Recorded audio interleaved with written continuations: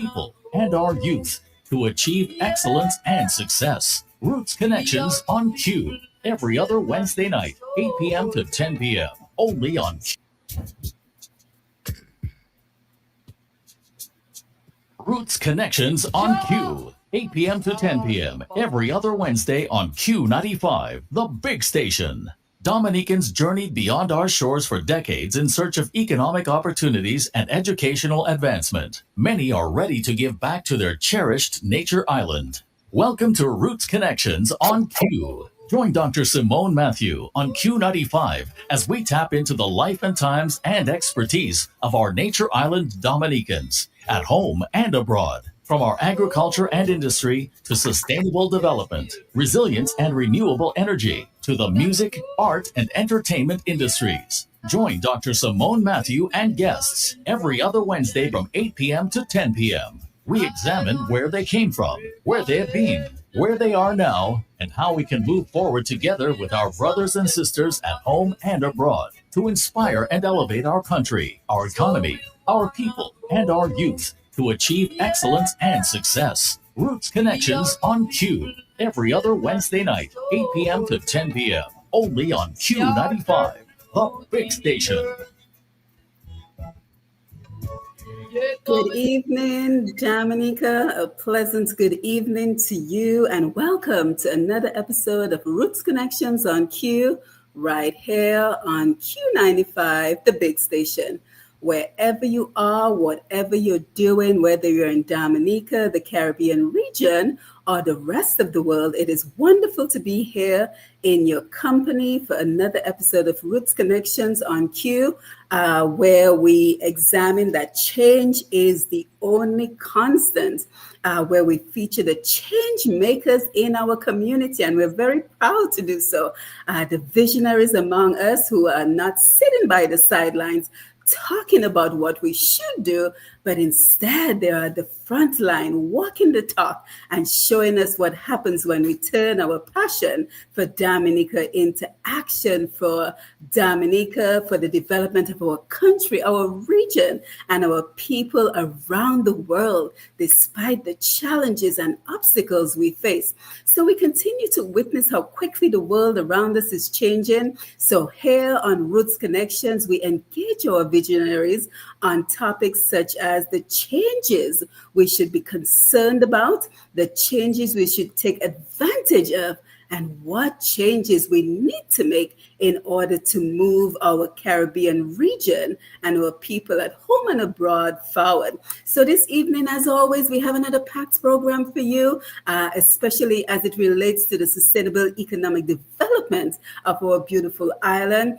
So this evening, we have a double header. You know, this program is becoming so popular, and we're so happy that everyone is seeing the value in this program that we've decided to bring you a double header this evening, where we will be exploring the topic, the power of stewardship with securing the future of Dominica. And we'll talk a little bit more about exactly what I mean by that a little bit later in the program.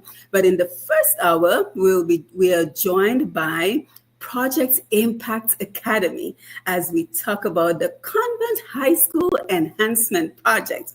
And then in our second hour, we will be joined by W.A.V.E as we look at how are we preserving and protecting our rivers and our environment as we observe World Rivers Day on September 28th.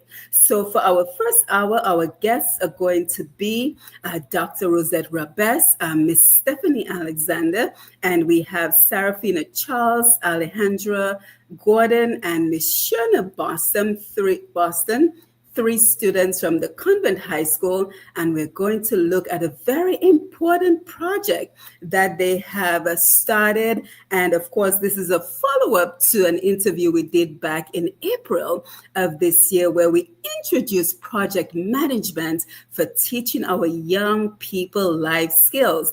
And for the second hour, we're going to be joined by Miss Margot LaRocque and Mr. Atherton Athi Marte as we talk about W.A.V.E and World Rivers Day. So settle in, get yourself a nice cup of cocoa tea, juice, whatever you drink at night to settle in.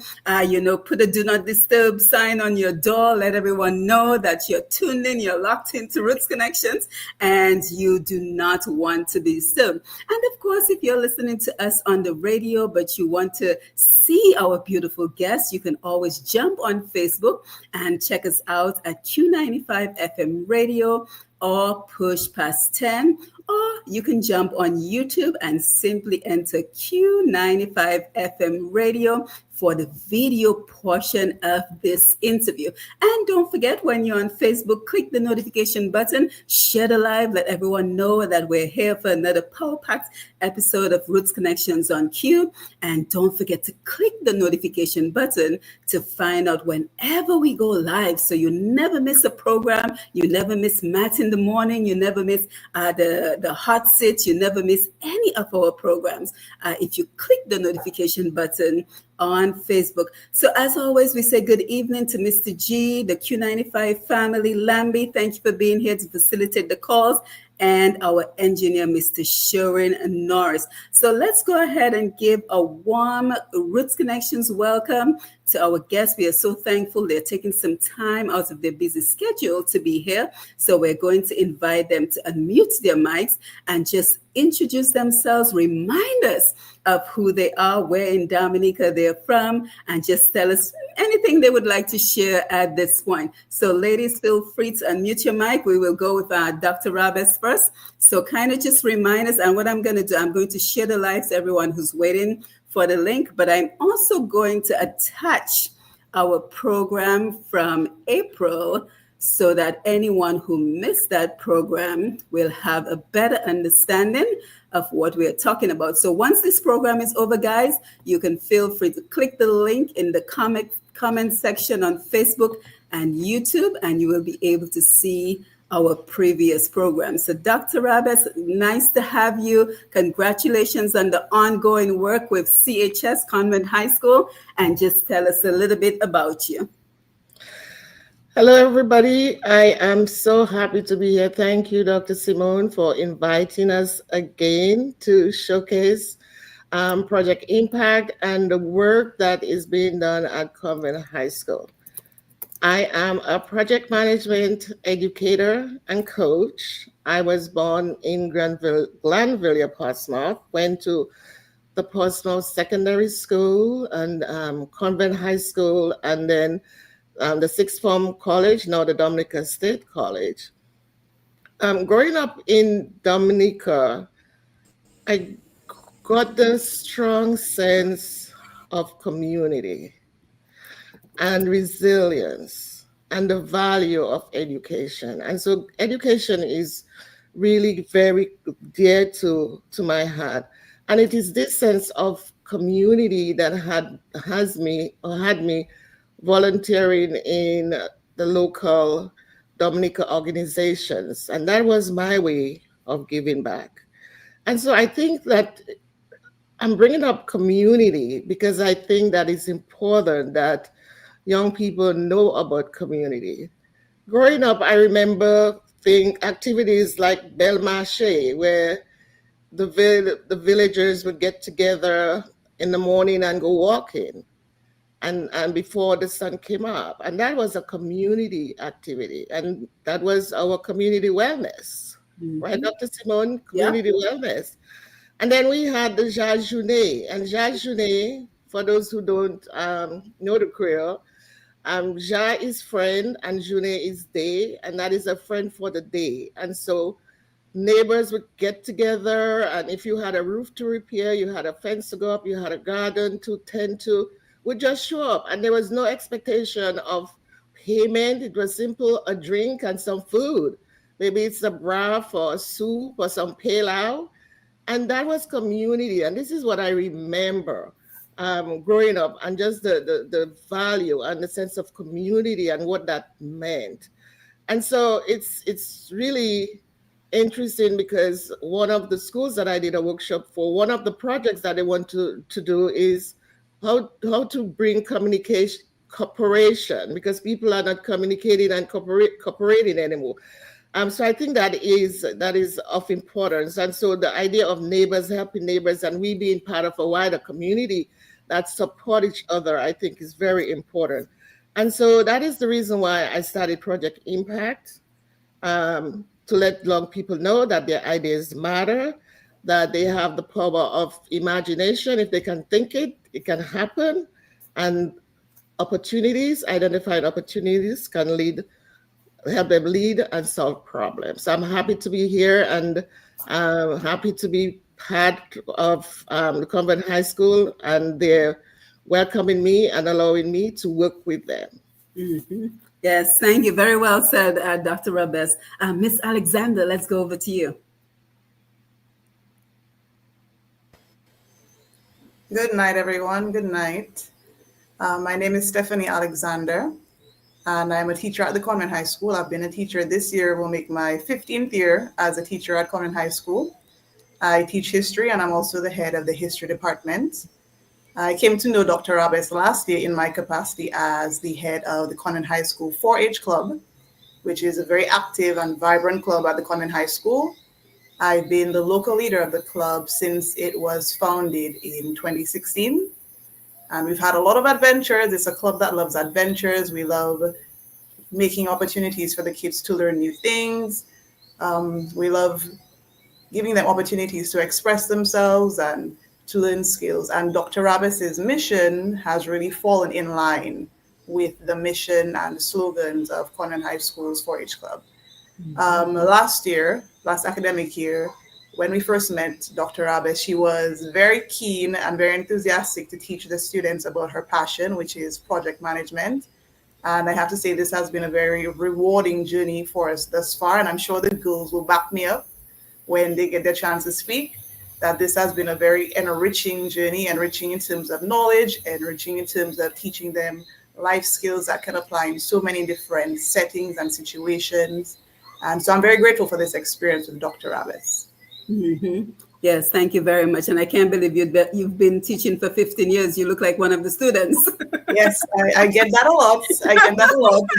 But the Convent High School girls are very respectful girls. And although I am the same size as many of them, they do not hold that against me. They don't use that against me. So I love teaching. Excellent. Excellent. And one of the things I really enjoy about our program is the opportunity to give our young people a voice, right? Like Dr. Rabes mentioned, your thoughts and your ideas, they matter. And we spend way too much time speaking to our young people and not speaking with them. So that is one of the reasons I'm always happy when we have, our young people joining us. So let's go over to Shirna, and you can introduce yourself. Just tell us about you and a little bit of anything that you're interested in before we talk about the project. Good night, everyone. My name is Shirna Boston. I am a fifth former at the Convent High School. My interest in the 4-H Club, it has been a wonderful 4 years, I would say. It has been amazing and it has been energizing. And I really appreciate they keep all aspects of the club, like lifestyle,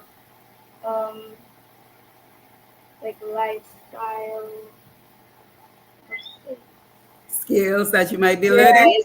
Right. Good. And it's really helpful because these are skills that we will need later in life, and I'm really glad that we get to learn it from a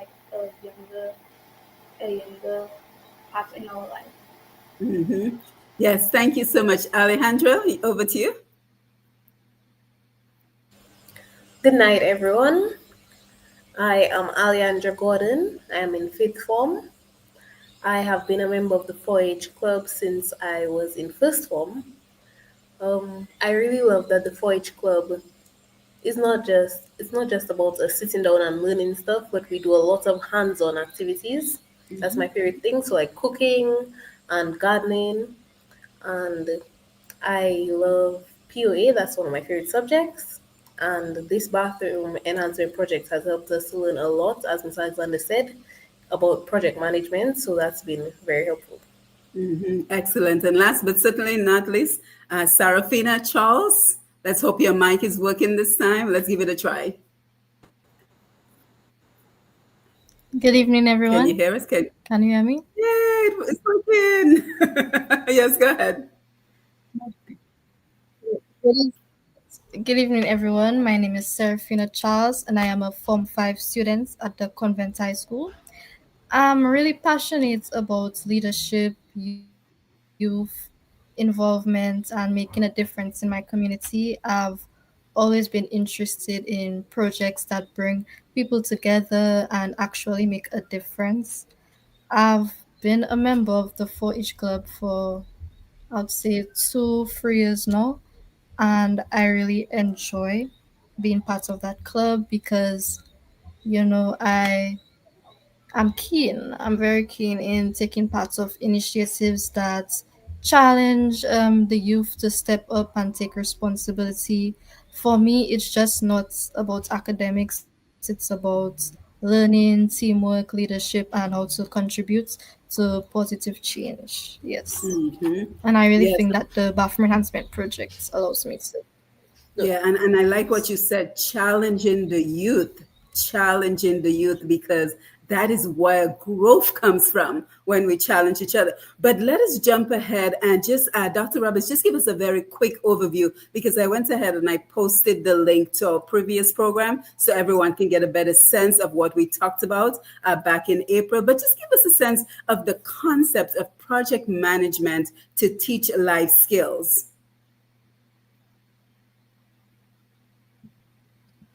So the idea, I have been a project manager for over 20 plus years, and I have seen firsthand the impact that it had on my life and also the impact that it has on the students that I teach. I teach students at a community college, also at the university level, and so I teach undergrad and graduate courses as well. And the impact that it has is it's been really tremendous. And so I wanted to teach, to bring that experience to our young people in Dominica, because there are projects, you hear about projects all the time. There are lots of projects going on in Dominica. There are opportunities for projects. There are different roles and responsibilities. However, our young people, I wanted to introduce it to them. Not necessarily that they become project managers per se, but the skills that you learn. You can use project management skills in any industry. There are projects everywhere, whether you are in construction, hospitality, agriculture, whatever sector, project management skills come in.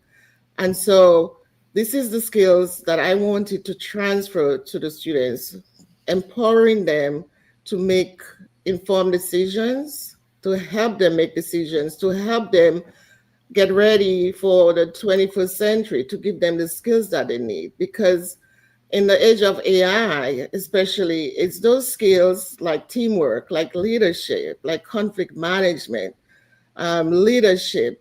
These are the skills that really will set individuals apart. And so this is the premise around Project Impact Academy. So on the program last time, I talked about the vision of Project Impact Academy.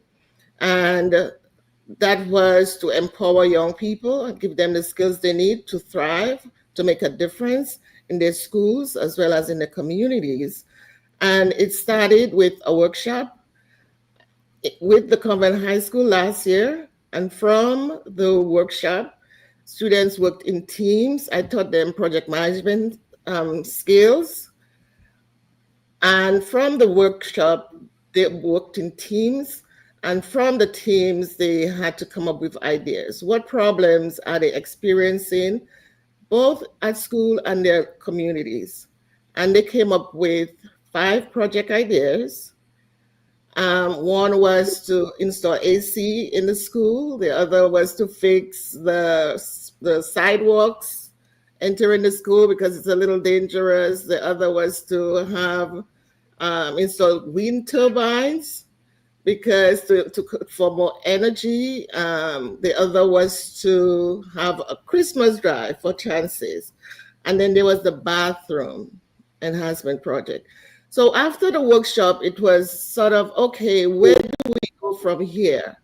And so I thought, wouldn't it be wonderful if actually the students could see that they had an idea and then it actually got implemented? Just think about that legacy and that impact that would have on the students. And so this is where it came from. I called Miss Alexander and she was on board. They got to choose a project out of the 5, and they chose the bathroom enhancement project. And in May, we met for the first time in person to just sort of do some pre-planning, and the project launched officially in July.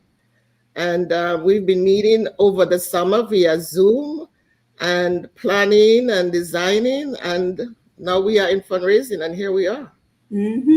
Yeah, and I'm not even going to ask the question why the bathroom project first, because I think anyone who's gone to school in Dominica know that many of our schools have an issues with the bathroom. I'm not sure why that's the case, but many of our schools seem to have an issue with just this overall state of the bathroom. So I'm not even going to ask the question why the bathrooms, but just kind of let me read first. Well, first of all, I'm not sure if I mentioned before, but I'm your host, Dr. Simone Matthew. I think I forgot to mention.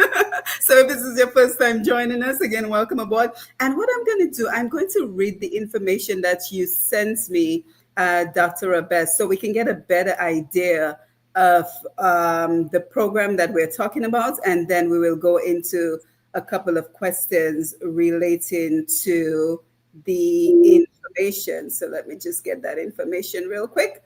All right. So the Convent High School Bathroom Enhancement Project, CHS Bathroom Enhancement Project, is a student-led initiative under the guidance of Dr. Rosette Rabes of Project Impact Academy. The project originated from the Project Management for Life Building Future Ready Skills workshop, where students identified 6 project ideas, one of which was the urgent need to improve the school's bathroom facilities. The project's mission is clear and impactful: to transform the outdated CHS bathroom facilities into safe, clean, and modern spaces that promote dignity, health, and a supportive learning environment for students. Key elements of the project include student leadership and skill development.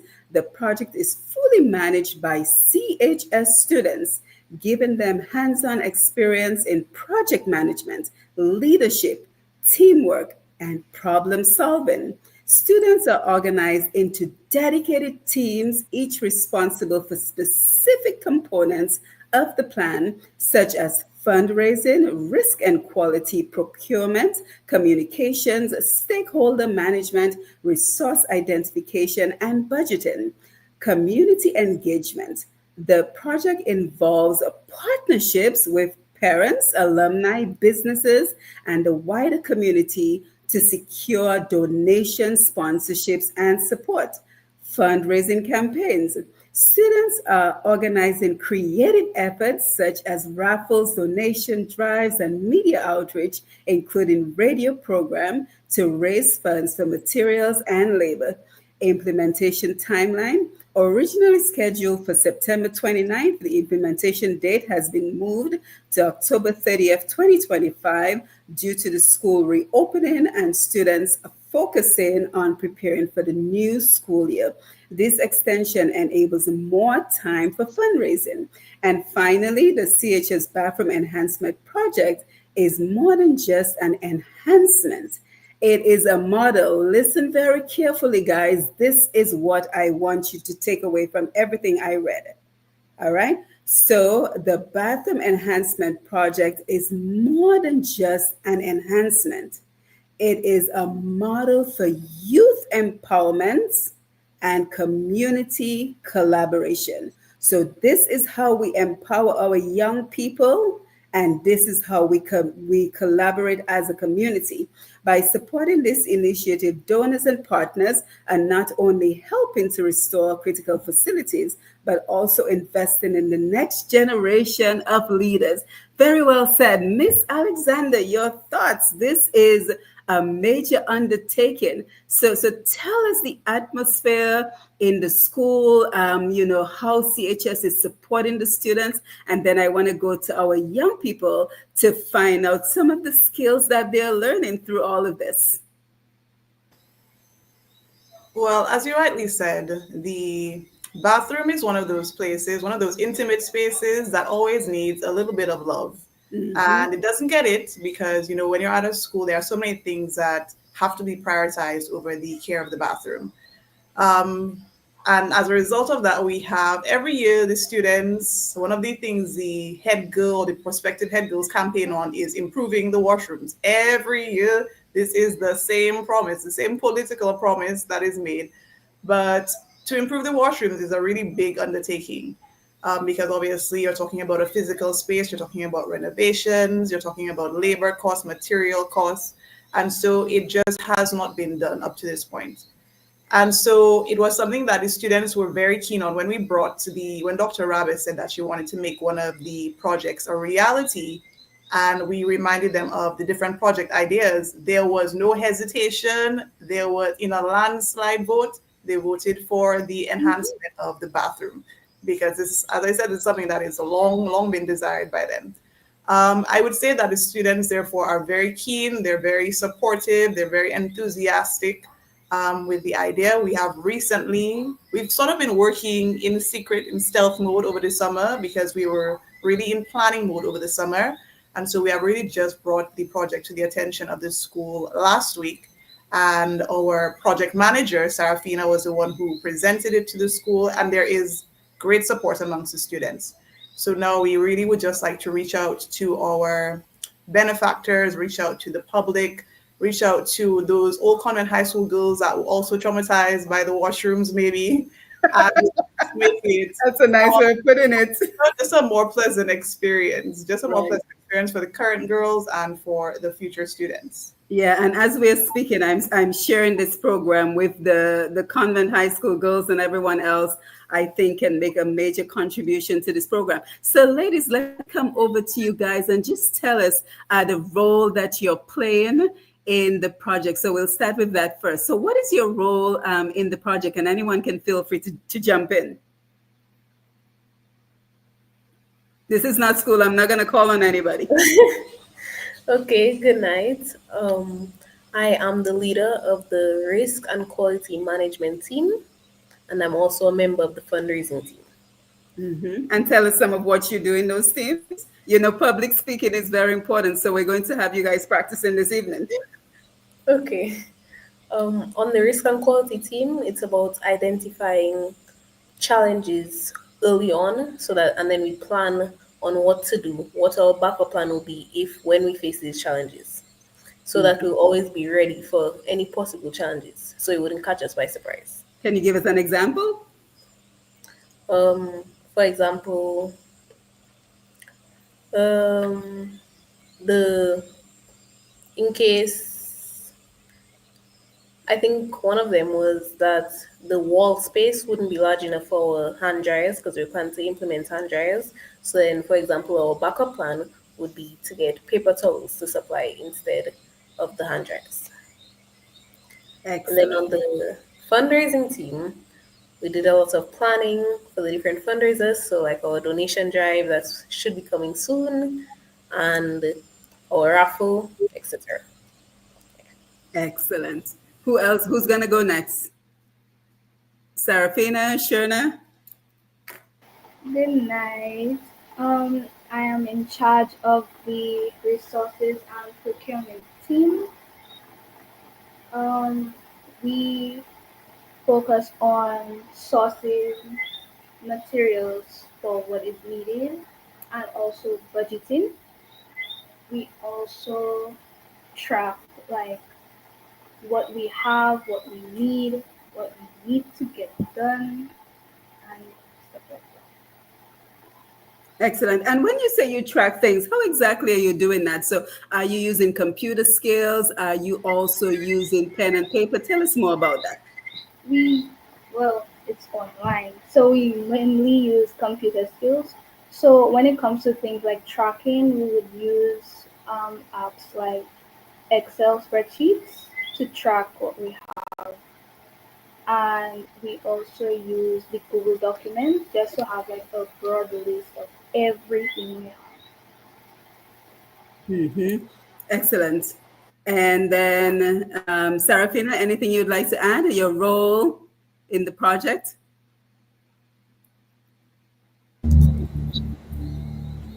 Yes, good night again. I am the project manager of the bathroom enhancement project, and I am also a part of the schedule team and the fundraising team. On the schedule team, we focus on documenting important dates, upcoming dates, and the project timeline when we want to finish the project.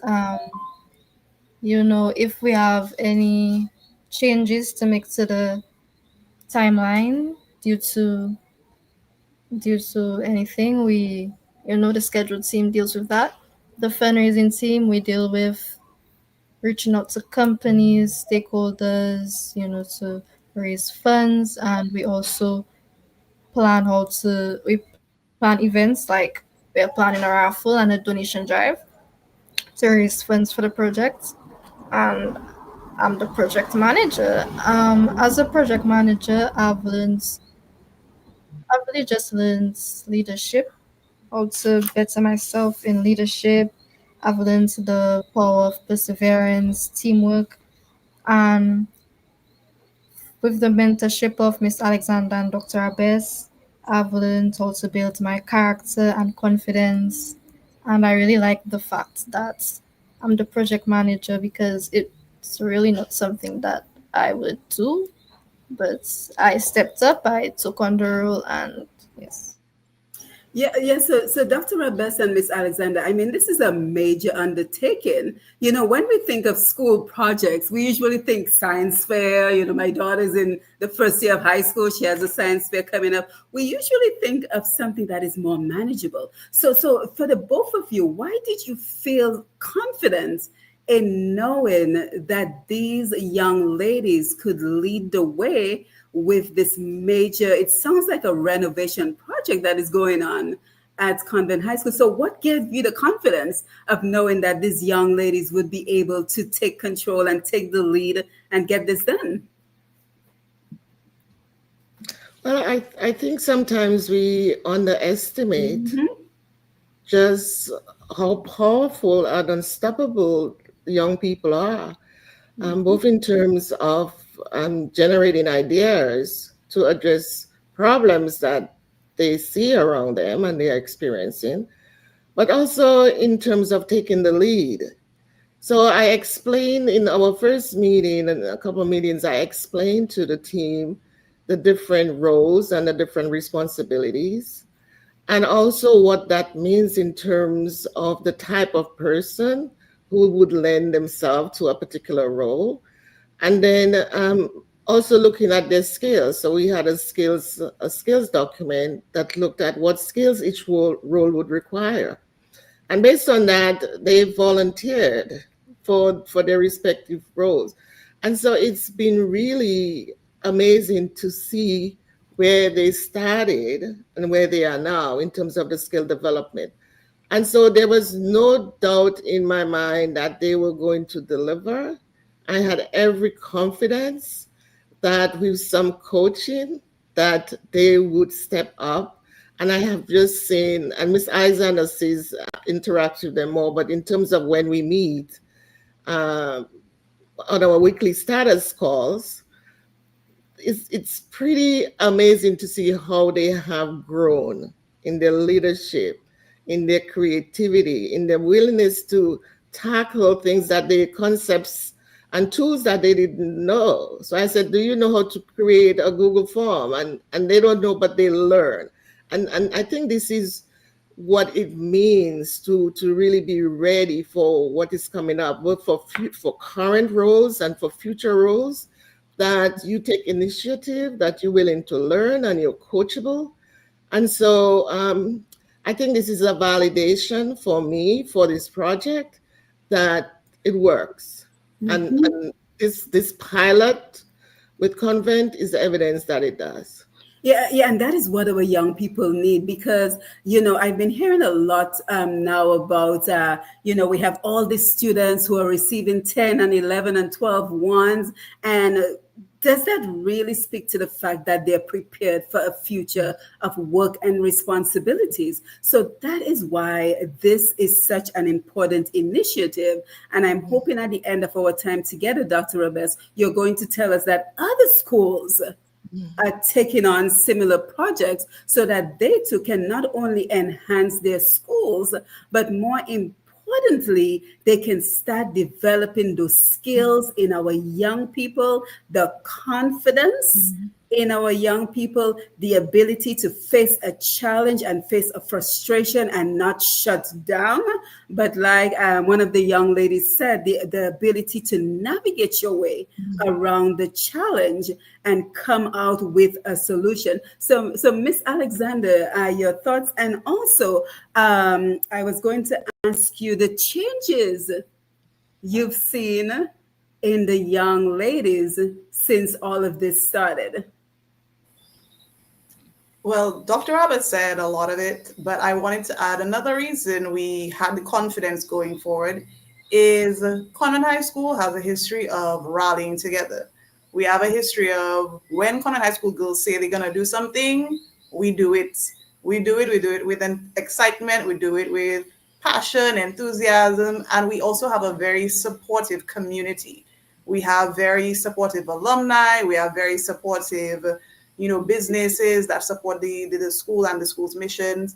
So we knew we could get it done because we have a lot of support. With regards to what we actually are trying to achieve, we call it an enhancement as opposed to a renovation because we're not tearing down any structures necessarily, but we are improving what is available and adding what is lacking. So our main goals include painting the inside and outside of the washroom. We want to replace the sinks and the countertops. We would like to repair and replace features such as doors, seats. We also want to include some things that have not been there before, but that the students would like to have, such as air fresheners. The students are delighted by the notion of having automatic air fresheners in the washroom. So we really want to be as ambitious as possible. We may not get everything that we want to get, but we definitely want to get those essentials that make it a more pleasant experience for the students. And as Dr. Rabes said, a more dignified space. And we have quite a few people on the Facebook Lives. Guys, continue to post the message. But I just want to single out one person who's joining us right now. Dr. Rabes, you'll know him well, Dr. Kevin Laura, who's also a change management strategist. Dr. Laura, I don't remember your official title, but I think that sums it up nicely. And I'm really happy that he is tuned into the program because this is his line of work as well, change management strategy and teaching our young people. Right now he's focused on the manhood series, but I'm sure if we tapped into his expertise that he would be more than happy to, lend some of his expertise to this project as well. And that is what it is about, bringing the synergy forward so that we have all this talent and all this expertise that we can provide to a project such as this. So for our young ladies, what is the time commitment? Because I know being in fifth form, you are studying for your final exams, the Caribbean regional exams that you must take. Back in the day it was CXC for me. These days it's changed to something else. But the time commitment and the importance of managing your time to be able to accomplish this, which is yet another skill that you will need in the real world. So tell us about how are you managing this in addition to everything else that is already on your plate. Go ahead, jump in.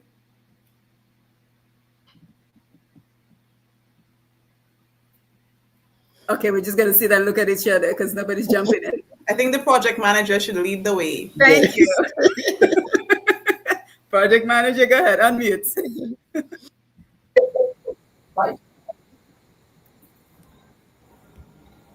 Ooh. Go ahead, we can hear you. Okay, can you hear me? Yes. Yeah. You just muted yourself. Unmute. Oh, Okay, as a fifth form student, I have two afternoon classes, so I finish school at 5 p.m. every day. So when I get home, I study, do homework, and after I'm done doing those things, I dive into the all the work I have to do for this project.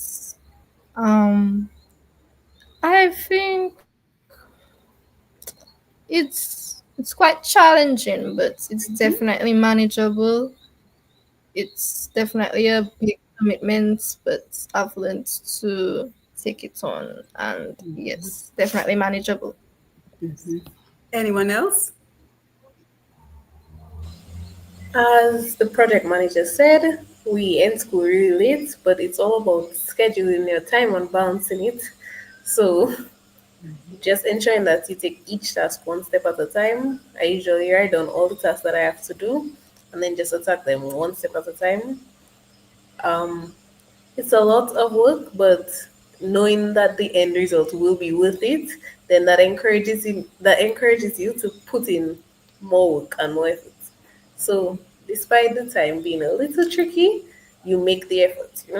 So yeah. Right. Excellent. Shona?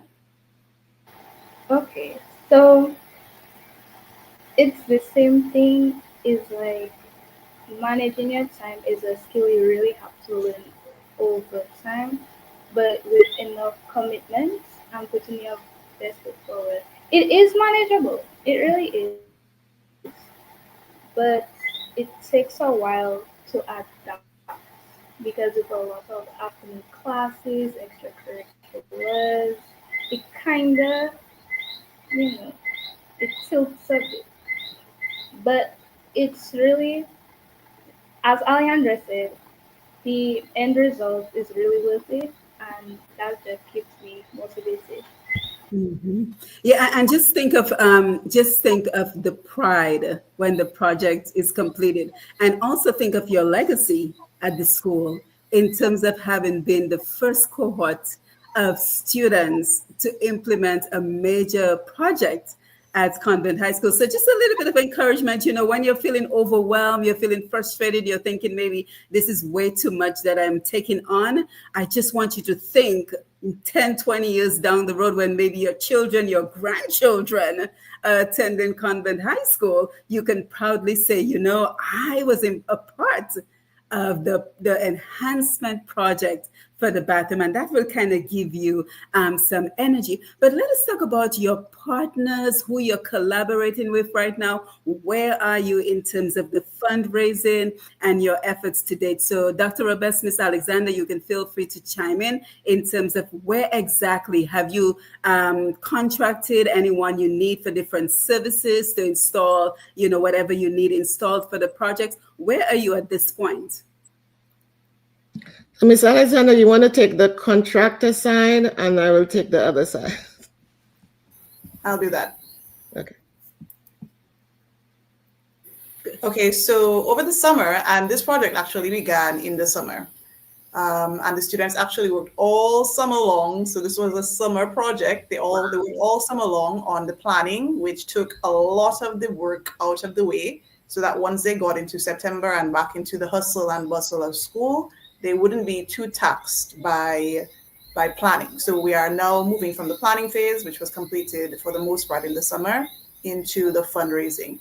But within that planning phase, we did have to identify different persons, including contractors. So we do have a contractor for plumbing, and we have a contractor for the other physical aspects of labor, such as painting, repairs, a little bit of carpentry. And so these persons we have already spoken to, we've already had our site visits with them, and they are definitely on board. One thing I will say I appreciate about our contractors is that they understand that it's a school project, And they've been very patient with us, very patient with our schedule and also with our budget, because again, money is definitely the biggest challenge that we have faced so far. I don't know if I'm jumping ahead by mentioning this, but it's definitely the biggest challenge. And so I would say I appreciate them for working with us. Dr. Abbas? Yes, and in terms of just who has sort of been on board, when we first started in May, I had Mr. Bernard Ito, who is one of the partners in terms of bringing in people, building a network of people to draw on, and he's one of the persons who came as a speaker when we were talking about creative ways to do fundraising, and he did a phenomenal job explaining to students how to go about getting resources for the project and fundraising. And then also, just in terms of having people who are willing to donate. So far, we have folks who have lined up and given pledges to donate. It's not enough, and that's why we are here to plead to the public to make a contribution to know that. But there are definitely people who have stepped up, people who've been contacted, donation letters have gone out, and we need raffle items, and so far it's looking good. But as I said, we definitely need the support. It's not just about the bathroom, is the bathroom as well as developing our future leaders. Yeah, and while we're on it, let's go ahead and make sure that our audience know exactly how they can support you with donations, in-kind monetary donations. Do you have a link? Do you have a phone number? How can they get in touch with you if they would like to be a part of this amazing project? And guys, if you tuned in late, of course, you're listening to Roots Connections. And today we're looking at the power of stewardship with securing the future of Dominica. And we're very happy to be joined for the first hour by the CHS Project Impact Academy as they look at the CHS bathroom enhancement project. And then in our second hour, we're going to be speaking with W.A.V.E as we look at World Rivers Day and the work that they're doing to preserve our rivers as well as our environment. So Dr. Abbas, how can folks get in touch with you to make a contribution in cash or kind? Do you have contact information we can share at this point? So our project manager, Sarafina, has been in sort of leading this charge. So I sort of want to defer to our student leaders, but definitely they have done a lot of work in getting everything ready to publish out. So Sarafina, can you just tell us what you guys have done in terms of getting the word out and how people can donate?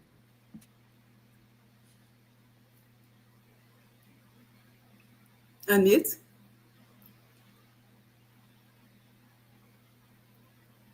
There you go.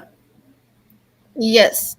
So the team and I have drafted up letters and finalized letters. We've already started to hand out letters to the different companies we would like donations from and monetary donations from. We do have contact information. Shall I say Yes. it? Okay. You can contact us at 4h@conventhighschool.org, Let or me you can write call it. us at 767 Let me type it. Let me type it out first. 4H. Okay, so I'll go back to the email at conventshighschool.org. Okay, hold on. At Convent High School.org. So for those listening on the radio, the email address is, correct me if I'm wrong, 4, so numerical 4H as in Henry at conventhighschool. Is ORG or COM? ORG. Okay, so 4H at conventhighschool.org, and the phone number Phone number 767 767 285 285 1952. 1952. So again, 1952. yes, so Yes. again, phone number, and I'm assuming you guys have WhatsApp for those overseas, 767-285-1952. That's correct? All Yes. right, so let me run Yes. that one more time because I think this is a project worth supporting. So 4H at conventhighschool.org, and the telephone number 767-285-1952. Dr. Roberts, you wanted to say something? Yes, I just wanted to add that the team has created a donation form, and there is a QR code um, on a flyer, and the flyer has been posted on the CHS website. And what is the And website? CHS. Come on, girls, you should know your website. Posted on the school's Facebook page, which What if is somebody Convent High School Foundation page. what if somebody doesn't have Facebook? Do you have a website, a CHS website? We do have a website, but it's not currently posted on the school's website. The Okay, so website is the information. let me put the Facebook, and tell me again. Convent High School Foundation. Foundation. All right, so on Facebook, you can simply look up Convent High School Foundation, and there is a flyer, Dr. Roberts, you said, with a QR code. Yes. That you can scan for more information. Because I think a lot of people will want to keep in track and keep on top of this very important project.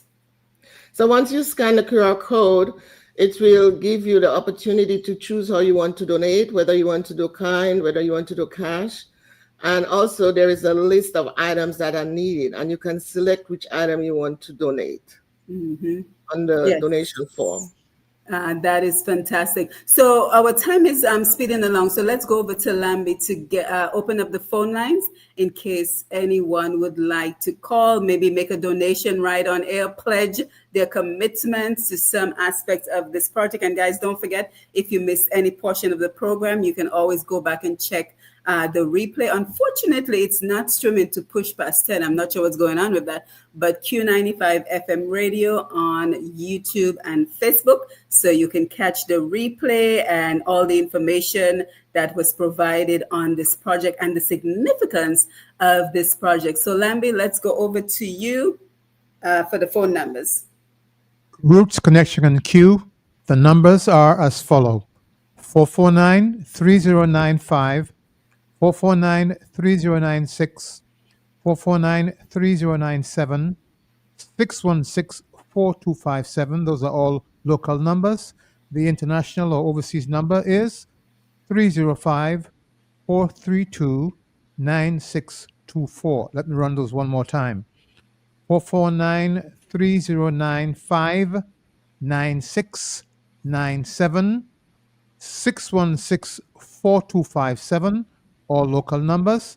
The overseas or international number, 305-432-9624. Back to you, Simon. Yes, thank you for that. So before our time winds down this evening, I just want to find out any other schools that have come on board who wants to do something similar, because, you know, of course, I'm very proud to feature CHS. You know, everyone knows Convent High School is my alma mater, but we also see the important work that SMA, St. Mary's Academy, is doing. We also see the important work that St. Andrew's High School is doing. So what I want everyone to take away from our time today is to expose what we're doing here by sharing this program so more people can come on board to support the efforts, but also to inspire other schools in Dominica, whether it's a high school, a primary school, whatever level of education, the state college, and even other organizations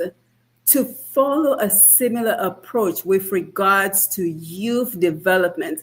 Because, guys, especially our young men, and I'm so happy that SMA is on the forefront because we know that we are facing a crisis with our young men, and it is wonderful that we continue to see our young women stepping up and being on the forefront of change and development in Dominica. But my concern is always, how are we bringing the young men into this conversation? How are we bringing them into the mix so that they too get the opportunities for growth and development? Because going back to what we said before, growth happens when we challenge ourselves.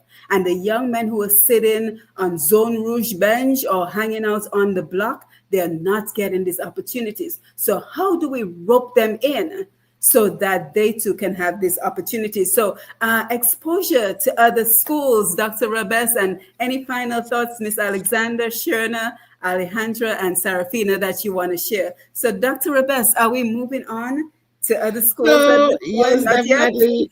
I have conducted 5 workshops. Convent High School was the pilot.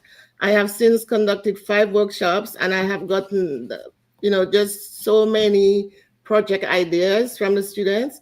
So from Arthur Waldron, Wesley High School, St. Joseph, PS Possible Secondary School, Wow. I've had workshops with them, and I have a list of projects Yes. that will need to be implemented. So we have a prototype here. So the next step would be for them to select a project that we would implement. So more to come on that. Yeah, and we need more hands on deck. Yes. Dr. Laura, I'm pulling you in because I'm on board. Dr. Rabes is on board. Convent High School, Miss Alexander, we are on board. I'm sure if I reached out to Alvin, they're doing their own projects as well. So we need to bring more energy and more expertise to projects like this. So congratulations again to you, Dr. Rabes, Miss Alexander, and our beautiful young ladies on keeping the flame going, because we all know in Dominica so many times, what is the expression? Too short, too flam. Everybody starts something, you're very energized, you're very excited to go, and then 2 weeks later, I'm calling you to follow up, and what do I get? Crickets.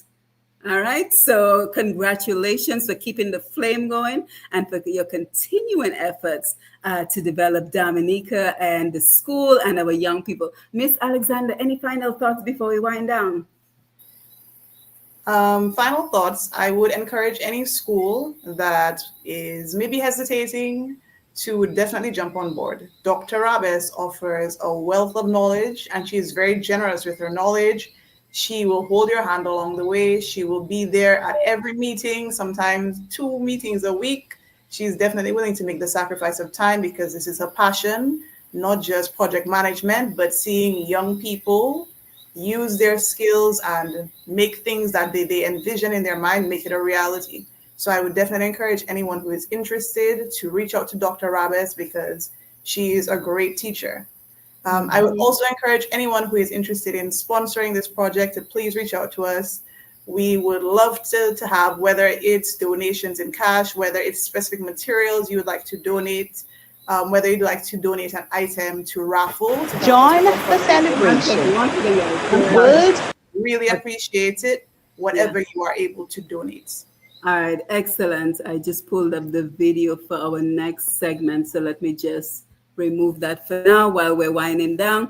Yes, so ladies, thank you again. I think there was a correction. So the Facebook page is Convent High School Dominica. That's right, Miss Alexander? Yes, so Facebook, Yes, Convent High School Dominica. Let's run those contact information again. And guys on Facebook, I do see you. I'm going to come to you in just a minute. So let's just wind down this part of the program. The email address again, 4H at conventhighschool.org. Telephone number 767-285-1952. And Dr. Laura just mentioned that he's doing something similar at, I believe, the State College So again, the importance of networking and bringing this all together. So I want to thank you guys for being here. Please feel free to stay in touch as the project continues. I will be more than happy to support in any way. And that is what stewardship looks like. So we have to go beyond the barrel economy. I've said it before, and I'm going to continue saying it. This is the time that we're seeing Dominicans taking up the reins and finding a project of significance to invest their talents, their expertise in, so that we are no longer sitting by the wayside waiting. I know we're always waiting for the government, for God, for the man on the white horse. We are always waiting. But this is the time to jump in. And so my appeal is to anyone, whether you join in this project or you find a project in your own community, to be a part on, join the movement to help with the sustainable development of Dominica. So ladies, it was wonderful to be here with you. Congratulations and continued success. And I look forward to hosting you guys again. Any final thoughts? Thank you so much for giving us the time to come on the program. So really appreciate it. And I thank the Dr. Matthews. Thank you so much. Yes, guys. Ladies, try to get some rest. I know you have school. I know you guys didn't have school yesterday. I'm sure you were happy, huh? Because of the weather. But now it's back to the grind. I hope you guys took the time to catch up on a few things. All right. So you can feel free to leave the studio now. Thank you for being here and continued success to you. Take care. Say bye to the audience. All right, bye-bye. Good night, everyone. Thank you, guys. Good night. All right. So that was the Convent High School and the Impact Academy. So now let us make sure that they have exited the studio, and we're going to bring on we're going to bring on Margot LaRock. Hey, Margot, how are you? You're muted. Hey, Doc. I'm good. Good. I was just on with your boy Drygo on CDN. Yes, it is so nice. You know, when we're able to pretty much have folks on the two programs to get them additional exposure with the work that they're doing. So I have Auntie here with me, but I think his camera is off and his mic is off. Okay, here he comes. Hi, Auntie, can you hear me? Yes, I can hear you. Okay, excellent. So we're good and ready to go. So what I'm going to do... Go ahead, you were saying something? You have to be patient. Yes, no problem. You have to be patient with me. Yes, definitely. No worries at all. So let me go ahead and run the promo video. And I want to thank Father Coffee. He's been sending me all the information and keeping me up to date with everything. So just listen. Reapers Day, September 28th, 2025. Come, join together to honor the lifeblood of our nature island, the rivers that shape our identity, sustain our communities, and reflect our natural abundance. Let's celebrate who we are and what we are, surrounded by the beauty and power of Dominica's flowing waters. World Rivers Day 2025. Join in millions of people from over 100 countries. Come, flow with us. Yeah, so I thought we would begin with that as we talk about World Rivers Day. But before we do, just let us talk a little bit about W.A.V.E and the important work that you're doing with regards to preserving and protecting not only our rivers, but the environment in Dominica. And we have a lot to unpack because I think just about every one of us who's from Dominica is very concerned when we see the ongoing construction in Dominica and the damage that is being done to our environment. So Auntie Margot, you can feel free to chime in. Just tell us a little bit about W.A.V.E and the work that you're doing in Dominica. All right. Good evening, Doc and Q95 and your listeners. WAVE is the Waitukubuli Advocates for Viable Environments. This was born under the Dominica Conservation Association, ran by Mr. Afimate and Henry Schillingford. They fought against issues such as mining for copper in the Central Forest, which is a protected area. They fought against, anything that has to do with the environment. They were very successful in some of the things they were doing, but now WAVE is fighting against a different kind of animal because now we have Chinese that, as you can see, every big project, they're on it. They're on it, and they're not paying attention to our waterways. It's like a complete mess. You can take a ride up the coast. Just go up the coast and tell me what river you can actually jump in and go and bathe. You can't. You can't. From Roseau River all the way up. You cannot go and bathe because it's all quarrying. It's right on the rivers. They have construction companies on the side of the river. All the way up to go Belfast. Pulibishi River is a mess. There's no retaining wall. Collyho is one big quarry that has completely destroyed these people's rivers. You cannot go and wash your clothes. You cannot bathe. You can definitely not drink the water. So this is what WAVE does. We go, and myself go on many safaris. We've done many leading up to World Rivers Day this year, documenting all the destruction going on. Mostly because of this one project, our international airport. This one project has destroyed an area from Blenheim all the way past Pegua now into Debwash, that they are going into the Central Forest to look for stones. When we have stones on the West Coast, they can bring a barge, pick up the stones, and then drop it off at Woodford Hill. But they have these huge trucks, quarrying, blasting mountains, quarrying, on a volcanic island, mind you, 9 volcanoes, right? Blasting to get stones. All inside Kwapo Hall. They collate a full mountain already for stones. It makes absolutely no sense. So WAVE really advocates for these things. We write our letters to the appropriate ministries, planning division. We don't get any responses, but we do write the letters. We try to have meetings. No one responds. They're not interested because they have a part to play in the destruction. You cannot tell me you don't have the EIA for the airport. I was on the EIA, so I know it was done. But where is it? When you ask for it, there's a run around. It's like nobody knows. It's a complete mess. I mean, you cannot just go and take mountains without, doing an environmental impact assessment, especially on the social impact. That's even more important because you're making people sick. Look at the people of Wesley; they're under heavy dust all the time. Right. Yeah, but let me go over to Arthi, just for your thoughts as we get the program off and started, Arthi.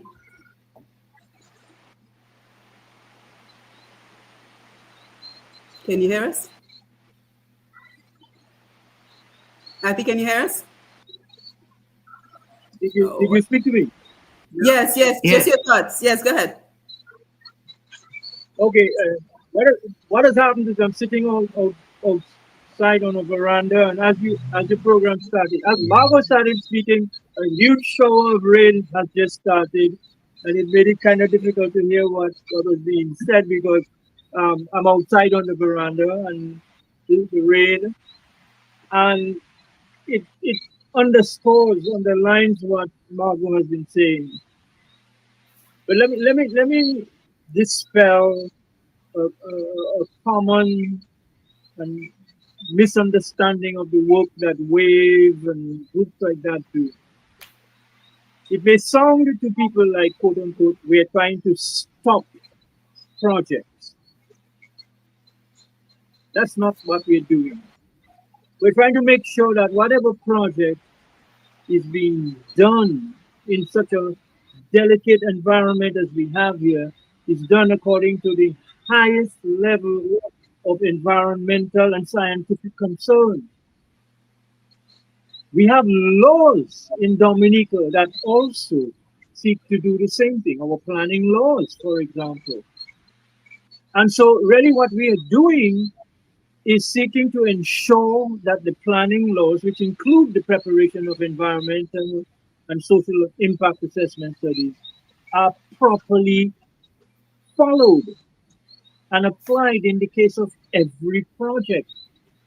Sad to say that even where the government itself is involved in projects like the International Airport, like the geothermal, like the cable car project, and many others, it is proving difficult to get access to the documents associated with this project, like the environmental and impact assessment.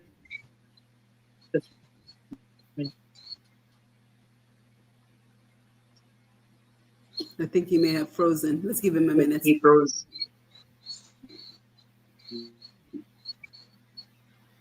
Oh, I think you're frozen. Can you hear us? He may have to change his location. His internet might not be the strongest outside. But Margot, let me come to you in the meantime while we're waiting for him, because you guys. One of the most obvious and evident areas of impact is on our water. Mm-hmm. And Dominica is the only water surplus island in the Eastern Caribbean, the only one. Mm-hmm. But I can say that over the last 15, 20 years, we seem to be determined to get rid of that accolade. We no longer want to be the water island. And so WAVE and hopefully others will have to remain even more alert to what is going on and take steps to ensure that while the projects are well designed and executed, that they are implemented according to the highest levels of astuteness regarding the maintenance and protection of our rivers, our soils, our coastlines, and our biological diversity. So that's essentially what we do. Sadly, as Margot has already intimated, when we go around the country and look, there are about 12 major river basins in Dominica. 12. And these major river basins have deteriorated so significantly and so much over the last 15 to 20 years that they are almost unrecognizable. When you compare a photograph of the river systems today with the photographs that you have available 25, 30 years ago, you will understand the extent to which we have lost probably our most critical natural resource. We can fix that, but to fix it begins by stopping bad projects and making sure that all projects are conducted according to the best practices of an impact assessment, planning, and environmental conservation. But this is what I wanna ask Arthur, because we know that for many years, WAVE has been on the forefront of protecting and preserving the environment. But why do you feel that? Because we get the sense that the government is not concerned with what you presented to them. Margot mentioned the fact that letters are being sent to the relevant authorities in terms of the damage being done to the environment. And we see the videos. Even last night, we saw the raging rivers because of the heavy rains, and we saw damage being done to Bathurst, my community, but yet we don't see the river defense walls. We don't see the bridge that is needed in the area of Paradise Valley to be able for people to evacuate the area if unfortunately a landslide happens in Emsall. and that road is cut off. The one road that leads in and out of Emsall is cut off. What are the people of Emsall going to do? So my question is, what do you think it will take to convince the authorities, to convince the powers that be, that instead of seeing WAVE as a thorn in their skin, that they should be paying attention? Because we see, for example, how dry the rivers have become in Dominica. I grew up in Baffin State, where every weekend we were, in the deep basins, the deep rivers, frolicking as young children. And now you can't do that. Because first of all, the water is not as clean as before. And second of all, the level of the water has dropped so tremendously that there is literally no water under the bridge that runs from Baffiset into Roseau. So why is the authority not working with WAVE is the question that I'm asking. Margot, you want to chime in? Sure, we were just talking about that, ratifying that law that to protect the rivers. Only one river in Dominica is protected, and that's in Emsall River. Mm-hmm. That's where the water tanks are. Yeah, so that's the only river that's protected. And we say we have 365 rivers, so that really doesn't make sense. But and this is why they won't take WAVE on, to work with WAVE, NGOs like WAVE, is because a lot of the destruction is being caused by letting Chinese or Garakan or whoever can go out there and do what they do, dredging. When after Maria, they took all the big stones from Rosa River, so it was just sand, and still that's why you don't see the water. It was just completely gone. And then they said they were going to plant a million trees. Was that done? No. Mm-hmm. And that's what we're supposed to be doing after heavy storms like that, is to replant around our watersheds, keep those places, keep the trees, because that's what you really lose is the trees during hurricanes like Maria. But we don't replant. By now, trees, if we planted after Maria, you could have 16-foot trees by now. We did that on the bayfront. Look at those palms. They're going very nicely. Groups of people did that. I was one of those people. We planted on many rivers, Belfast River, Coolibishri River, Roseau River, and then you get a whole bunch of, what is it called? The Mimosa pigra, which they just removed again, which was brought in by all this equipment that came to dredge there. It was used equipment. They don't test, they don't clean the equipment. They don't, I don't know what's going on in Dominica. There is no formal way to do things. It's just, oh, go ahead and just do that. Just do it. Just go ahead and do it. Yeah. I mean, what are we doing? What are we doing? Mm-hmm. That's why the government don't discuss anything with us. They don't respond to us because they think that, oh, we're just being a pain in the neck.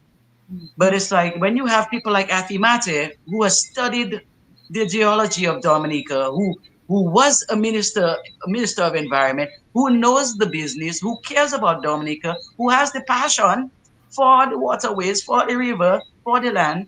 When you have a guy like that, that's who you should be calling. Hey, Afi, we plan to do this thing. What do you think? How we should go about it? You have these people here to do that. Why not use them? Yeah, so it begs the question, Afi, is it profit over protection? So is there such a high focus on only reaping the profits of these so-called development projects that the interest on protecting the environment is out the window? But then it begs the question, what does the future look like for our country and for our children and our grandchildren who will inherit Dominica? Yes. Well, I think you have asked the correct question, Simone, which is, why? Why, for something that appears to be obvious, there is so little action in support of protecting and preserving Dominica? Margot has hinted, you have hinted. Number one, I believe, unfortunately, governments, including our government, get to the point where they just need the optics of things happening. They need to have something being built that wasn't there before. because they need to convince the population that, yeah, boy, the government really working, the government working, you don't see what they're doing, you don't see that, you don't see the other thing. And the optics dictate the approach. The optics say, by such and such a year, we have to have this done regardless. The proper procedures in law, as well as according to science, the science of environmental protection, the science of geology, the science of agronomy, the science of forestry, will tell you very serious time must be taken to prepare, to properly locate projects, to properly design the projects, to assemble the right expertise around the project. And that would be the second factor. So the first factor is the, the political concern about the optics of development projects. The second thing is, frankly, in many cases, we don't have the right mix of talent and skill. I'm so happy that you had young students with you in the previous program. Mm-hmm. We need to cultivate the right range of skills that are suited to, that are relevant to developing Dominica in a way that does not destroy Dominica. So you need soil science, you need environmental management, you need marine management, you need hydrology and river system management, you need more forestry management, and so forth. So these are the areas in which you would want to see young people being encouraged to enter into as career paths, so that you would have a situation where in the planning department, for example, you would have a nice mix of those skills available to the planning department, which has to design the terms of reference for your EIA, which has to monitor the implementation of the EIA according to the relevant conditions, and so on. And you would have in the department, relevant departments of agriculture, of forestry, and so forth, the right mix of skills there as well. So that when once the project is approved, it is being implemented according to the approved guidelines given by the planning department. So skill sets. Number three, the population. What you are doing and what Q95 and other media houses are doing is trying to reach out to the broad public and say, hey guys, these are important considerations. It is not just build, build, build, build, build. It is build in a way that in 20 years' time you still have it there and you have not destroyed what it is you are trying to do.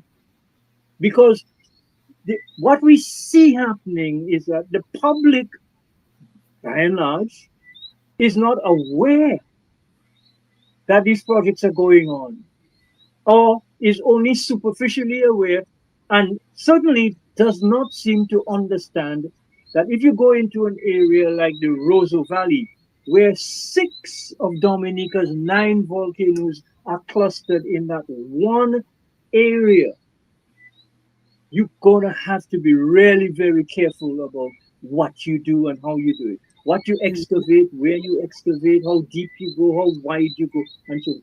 That's why planning gives guidance. It's supposed to be giving guidance. But for that to happen, you have to have seismologists, volcanologists. You have to have all those skill sets available so that the proper guidance can be given to the developer. We have noted the absence of that, and we have noticed that the public is is very concerned now about their day-to-day bread and butter or shelter needs, to the point where things like environment and things like management of natural resources seem to be unimportant, and so And the government can get away. that is exactly what I was going to ask Arthi, because we look at the macro level, right, on the government level, Yeah, but even when we look yeah, at the micro level, you are so correct. That was going to be my next question. That the average Dominica is so consumed with meeting their daily needs. Do we get a sense yeah. that the environment is not a priority because people Mhm. have important concerns of what they and their family is going to eat, where their next meal and their next rent payment is going to come from. So is that a concern? But of course, and here's the dilemma. The way things are and the way the world is unfolding, we are so dependent on other people to feed us,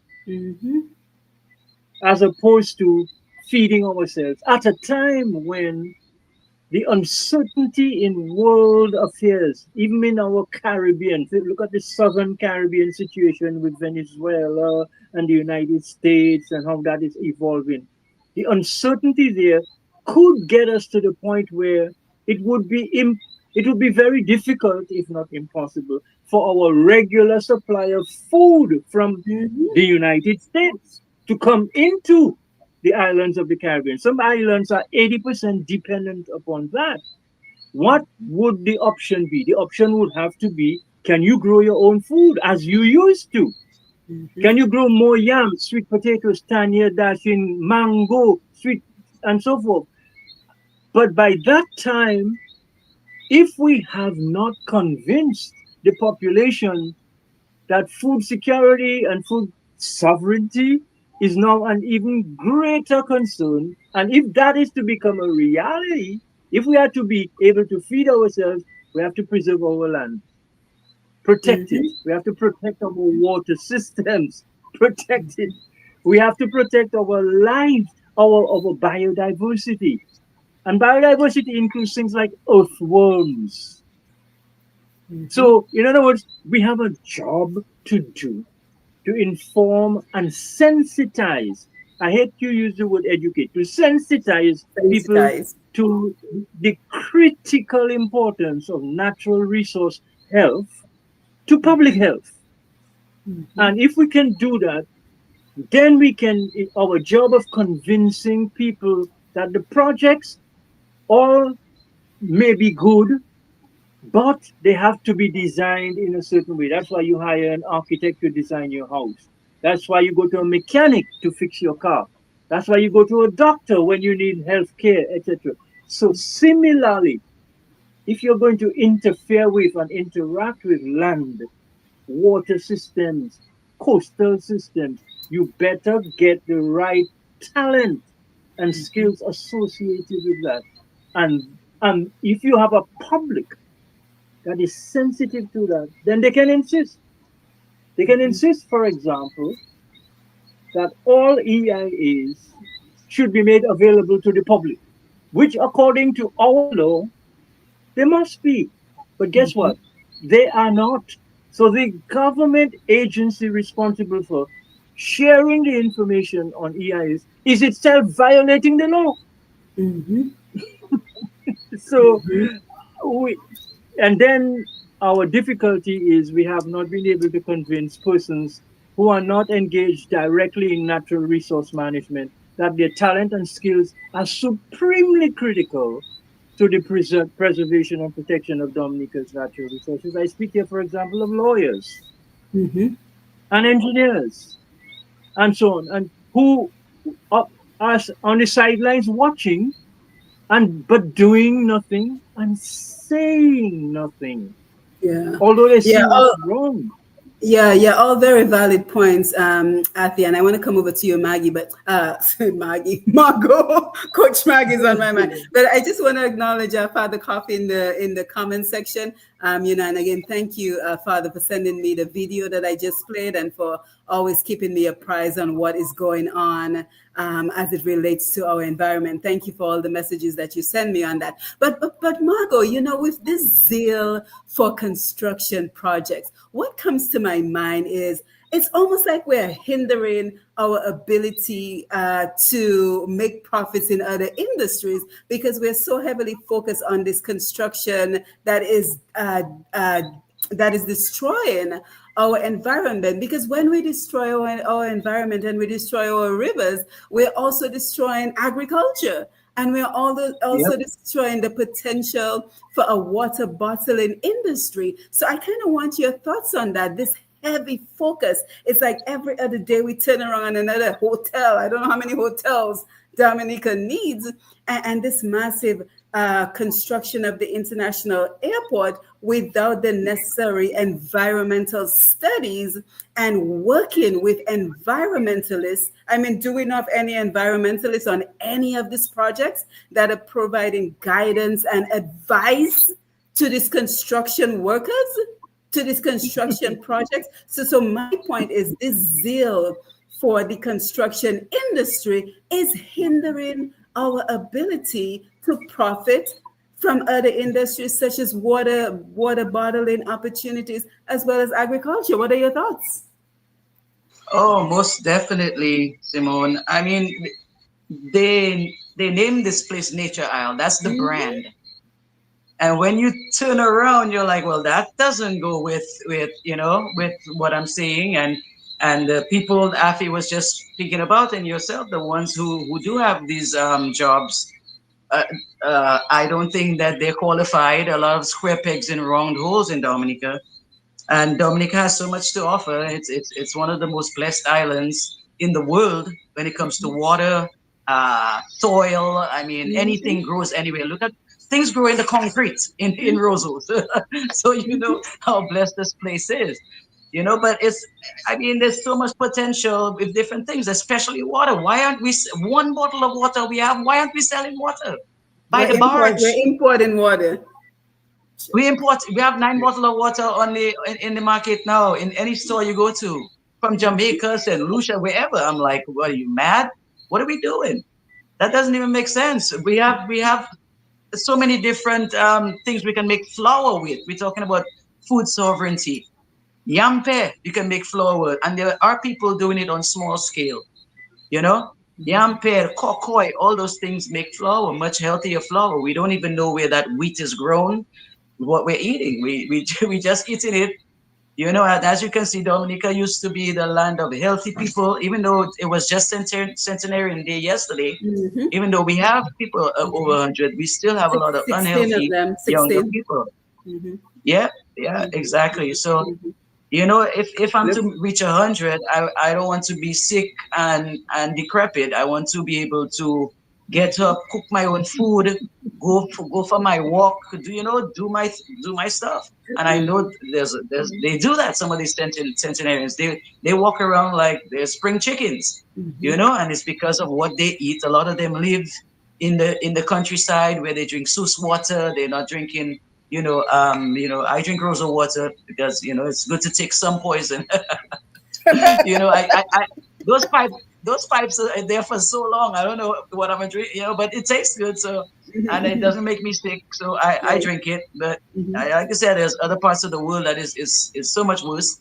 But we can do better. We have so much things here. I mean, we are all factories. We don't have any factories. We're just building concrete structures, empty hotels all over the place.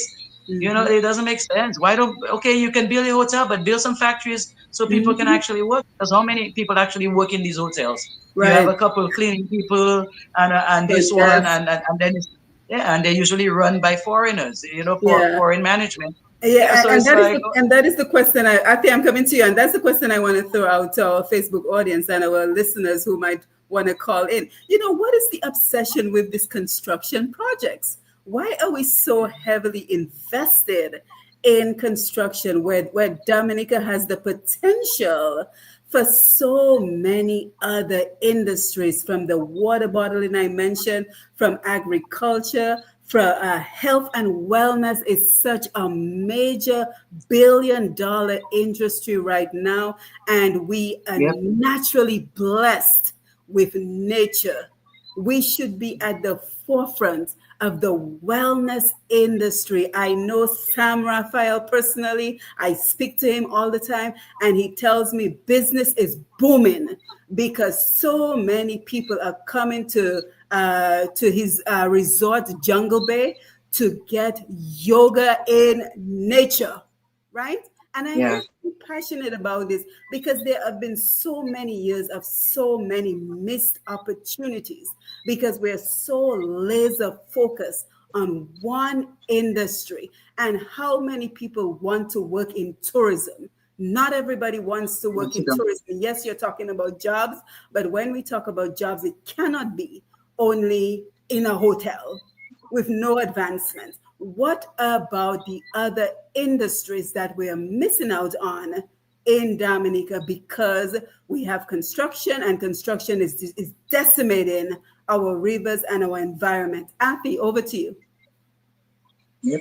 But let's stay on the tourism connection because it will make the point very, very clearly that unless we make the links between sectors, between tourism, between and agriculture, between health and tourism, between health and agriculture, sports and agriculture, sports and health, we will actually end up running around like fowls without heads.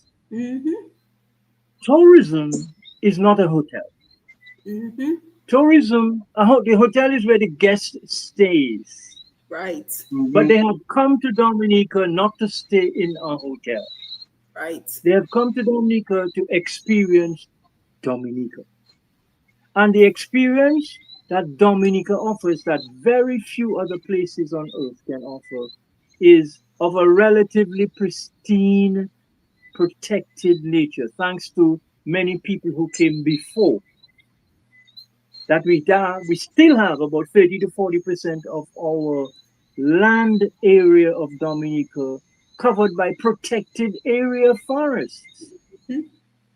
There's almost no other country in the world that has those kinds of ratios. 38, 40% of your land area is protected by law, either as a national park, a forest preserve, or some other format of protected area by law, so that you have the diversity of nature, which is what people are looking for. So that is the product. So how can it be that you're using a product that is natural as your come on, come down, come to Dominica and see waterfalls, see lakes, see hot water lakes, etc. And yet you are doing things that are destroying, that are getting rid of the very product that you are trying to bring people here to experience. You look at Yep. the Pegua River, you look at the Layu River, you look at the Roseau River, the Makushri River, the Belfast River, the Indian River, the Hampstead River, the Londonderry River, the Melton Hall River. These are shadows of themselves, all of them.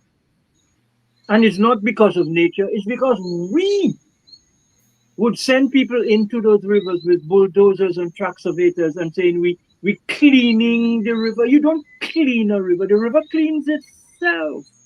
You don't remove the stones from the river. The stones are part of the natural river system's capacity, ability to for flood control and for maintaining fish life in the river system. And so you see, in other words, on the one hand, we're saying, come to Dominica, see the nature island, and we're going to build in a way to destroy nature. We have people say we're saying, come to Dominica and have a river bath. Most people have not ever had a river bath in their life. And that is a unique experience that you can offer. You can have a cold water river bath. You can have a hot pool bath within minutes of each other. And there are so few places with such a unique arrangement of natural systems. And if we want people to come here to see that, how dare we think that we are doing good by building things either in those very systems or in a way that's going to destroy them. And that's the dilemma of Dominica, which requires a calm and cool head. It requires people at the policy level who at the very least understand that. That if you're going overseas and telling people come here because we are the nature island, that you understand that to mean we have protected trees and are still doing that, protected land and soil, protected river systems, protected biodiversity, all the things that we've signed on to international agreements to do. You're trying to say to people, we have done it. We are a sample place. But when people come here, what do they see? What do they Mm-hmm. see? The trash on the And roadside. so it is that contradiction of policies and practices that is destroying our ability. Don't forget, you said, where are our factories? We used to have DCP, the Dominica Coconut Products Factory, which was earning close to $50 million a year, employing over 220 persons. It shut down. Why? Why was it not replaced? We used to have Bello. We no longer have Bello. We used to have a thriving bay oil industry, which had the promise of morphing into a perfumery industry. What happened to that? Mm-hmm. We used to have a banana industry up until not about a year ago. We used to have a banana industry employing close to 5 or 6 thousand farmers. We have no banana industry today. Our soils, the area where the so-called international airport project is being built on close to 1,000 acres of agricultural land, used to be what we called the green banana belt of Wesley and Woodford Hill, employing hundreds of people, producing thousands of tons of bananas every week. So let's be clear. We we have already demonstrated our potential to feed ourselves, to even house ourselves if we want to, and so on. But certainly, what we appear determined to do is to move away from that and to become a hopeless, helpless society Mm-hmm. that has good optics. Hey, we can Mm-hmm. go and boast. We have what? We have an international hotel, a Kempinski. We do? Do we? What is that? We want to build a marina inside of a wetlands in the Cabris area of Dominica, while we are signatory to an international agreement that says we will protect wetlands, and we have given the green light to build inside of wetlands. Wetlands are where birds nest, where fishes breed, which protect the coastline, etc., etc. So, I mean, that's where we need an army of highly trained and motivated young people and not so young people.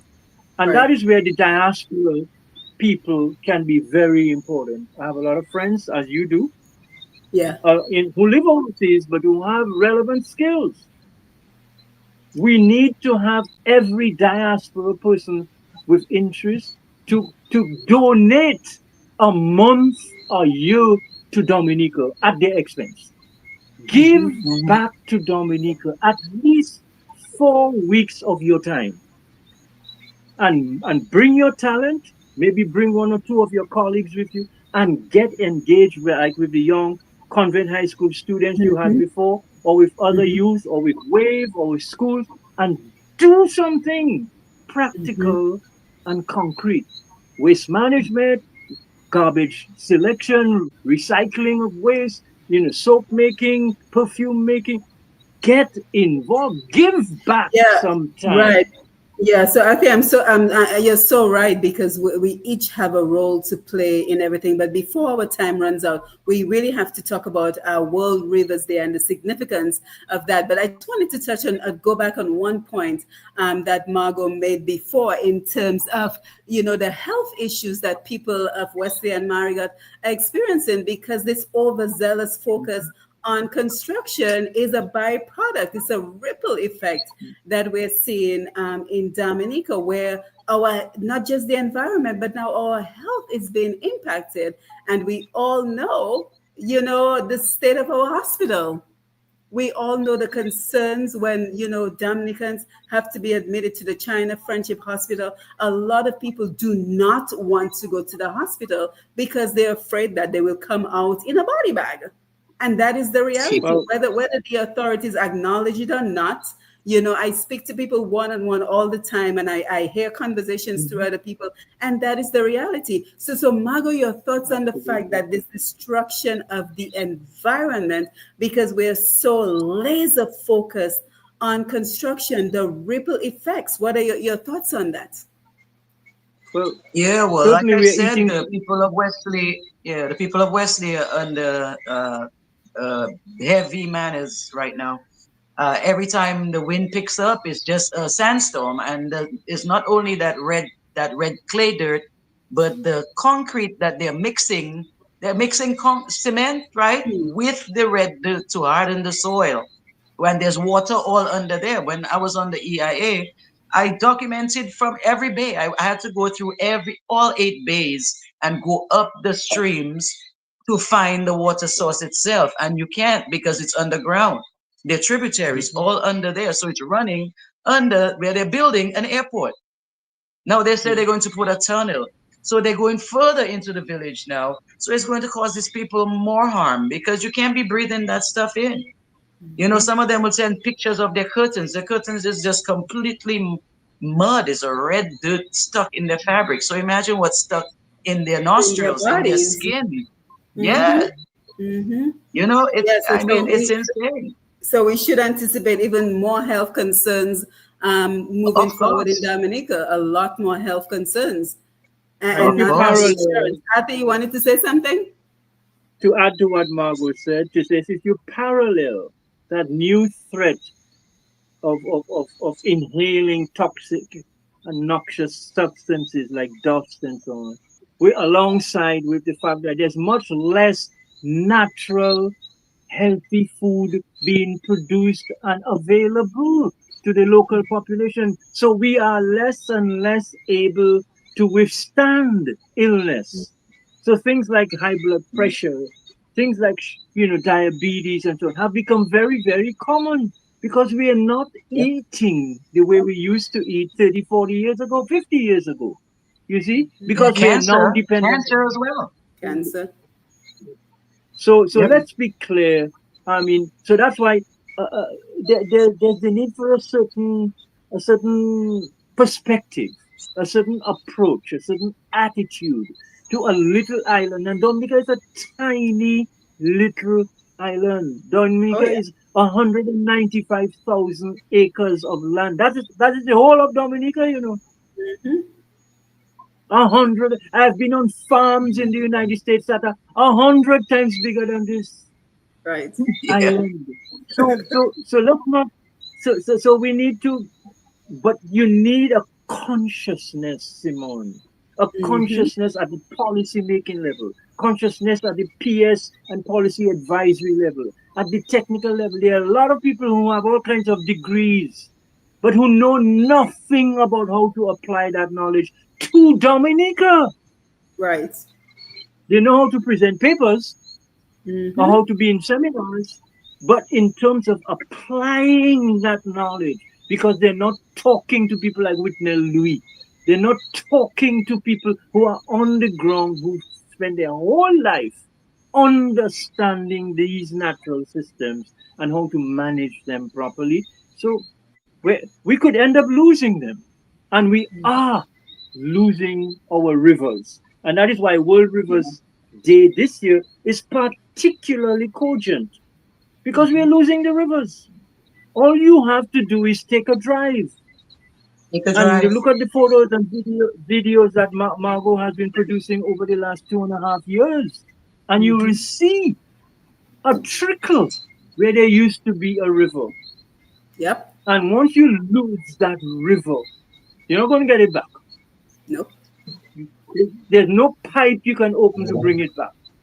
You have to replant trees, you have to conserve your soil, and you have to restrict the construction of buildings on the floodplain and close to the banks of the river. And if you go all around Dominica, people are building homes inside of riverbeds. Yeah. Construction inside of riverbeds. So Wow. these are the things we advocate to stop so Mhm. that Dominica can be given a chance. And those students that you have there, they would have a Yes, chance yes, to kind of yes. make a life right here. Yeah, very good point, Ati. But Margot, before we run out of time, tell us about World Rivers Day, the theme for this year, the goals, the objectives, the significance of World Rivers Day this year. All right. So the theme this year is Our Rivers, Our Future. And I've been home 9 years now this October, and I have seen the decline for myself because I go out with Afi, we go on our safaris, and I document everything. So I've been seeing it. It's like, and if you don't believe me, watch those videos that I always post. People don't even watch these videos. All they want is a deba. They want some madness for them to be able to tune in. But it's like it's very important that they look at them because it really shows the decline. And it's like, if you don't believe me, the pictures don't lie. Video doesn't lie. It's like, I can't make these things up. And you see it change, and it's like, what can you actually do? Do your part, just like Afi said. you know World Rivers Day, make it a thing, make it a Dominican thing. This is Right. Nature Island. Yeah. Do you Let's guys have plant some trees. any activities planned Yes, we surrounding? do. Yes, Yeah, because I well, think we're going on. Father Coffee had mentioned the Titiri Festival in Layu. Yeah. Yeah. Well, we're going on safari. We're going on safari on World Rivers Day, which is Sunday, the 28th. So, and we're stopping off at locations along the way. Definitely stop at Pulibi Street to check our trees that we planted. Over 60 coconut trees along the river higher up to hold that bend, because that's where the river hits the wall. The whole the Wasco pipe is exposed, and it's just that whole road is gonna disappear if Wow. that is not controlled. Definitely stop off in Portsmouth. Father Cuffy will already be up there with the Kalinago. They're doing the river baths, and I want to go get my Kalinago name. If the shaman can give it to me on Sunday. That is And of something course, I've been very interested in, my Kalinago name. I want one. I want I have one. I Kalinago in want me. one. I have Kwai in me. I need my Yes. name. Yeah. So and then of course cross over to Hampstead, where the Douglas sisters will be doing something on the river as well at the ruins. They always having a problem with people dumping garbage, along the river, which is sipping into the water. The water looks clean, but when they tested it, it's toxins. Toxins. You can't bathe inside in a dirty river, and then you come out scratching and itching, and you don't know why. Stop dumping all your garbage by people river, all you, please. Come on. Oh, I think we have a phone call, Margot. Just give me 1 minute. Go ahead, Lambi. Good evening, caller. Please go ahead. Good evening. Thank you, Mr. Charles. Good evening to Dr. Matthew. Good evening. To our elder statesman, Mr. Atherton Mate. And let me just again thank you for the work that you have done and we continue to do for Dominica. And Margot are returning for almost 9 years. Thanks for the contribution. A very good program and very instructive. It is at a point in our development where we need to pull back and reflect.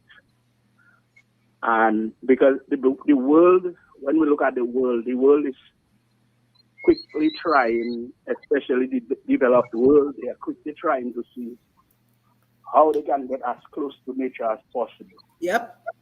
While it appears that we are on a race in Dominica to change the natural attributes that God blessed us with in this special land.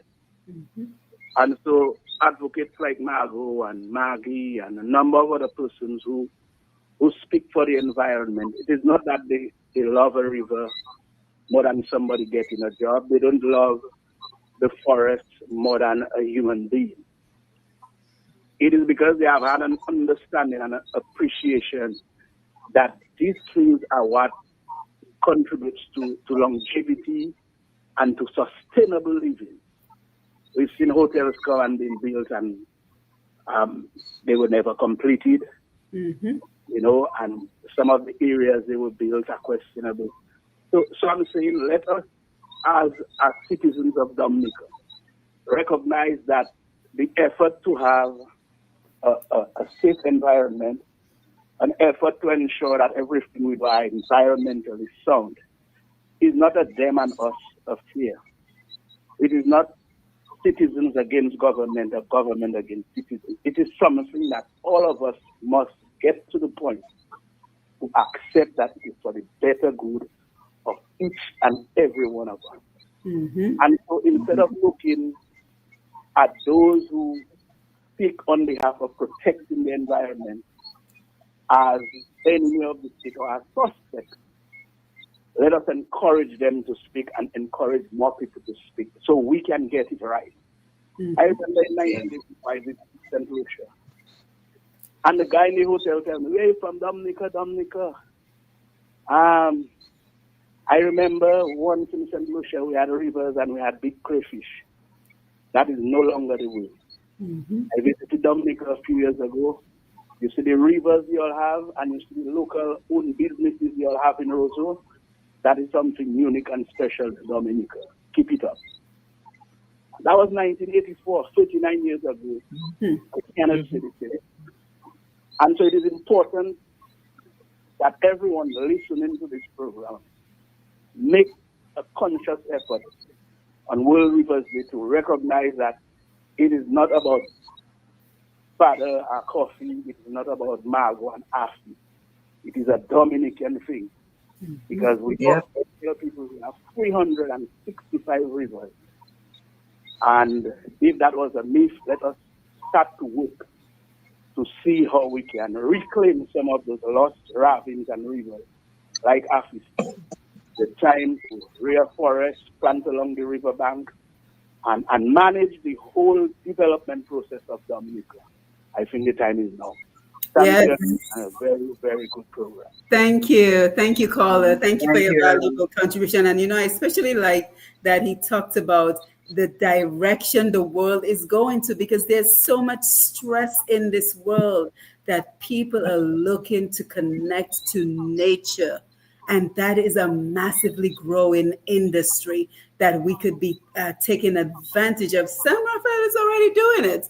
And so, this hyper focus on construction is destroying the natural environment. And just to piggyback on what Athi said, tourism is not coming to a hotel. The hotel is only going to be where the people rest their heads for the night. And during the day, what is there to show them?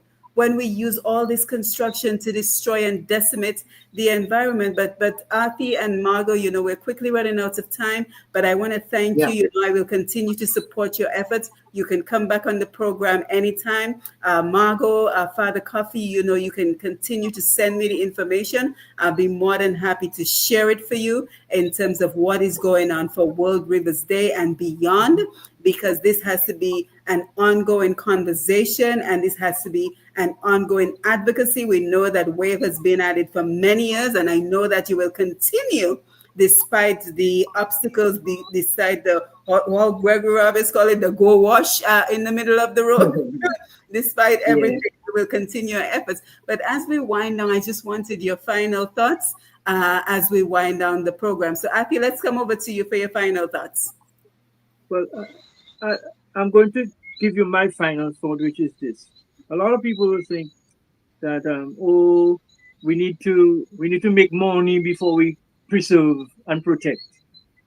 Ask yourself, what job can you think of anywhere in Dominica which doesn't depend on water or doesn't involve water? Is there any activity that does not involve water? From the time you wake up in the morning and you wash your face, scrub your teeth, do your other toiletries, and so forth. That's water.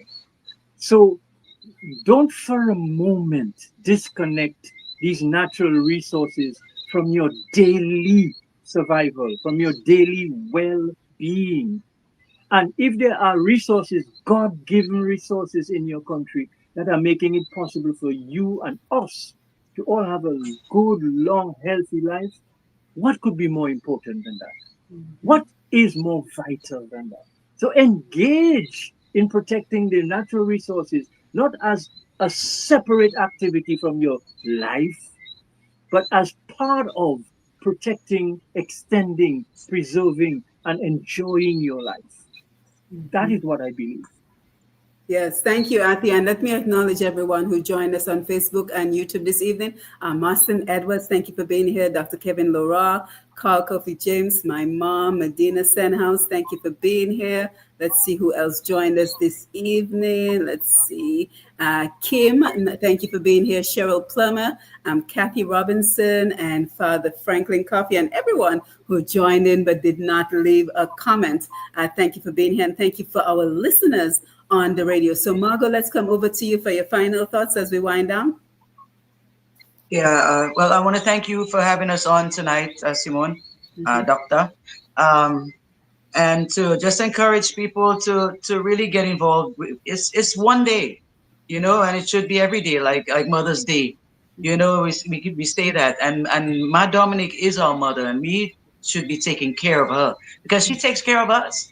She supplies us with water, with oxygen, with everything we need. So why can't we return the favor? Let's get it together, guys. Right, We cannot definitely. continue dumping garbage and disrespecting our rivers. Yeah. All right. So and we thank you very also, much, 95. Yes, and we also need to see a move towards engaging our young people as well. Let's see.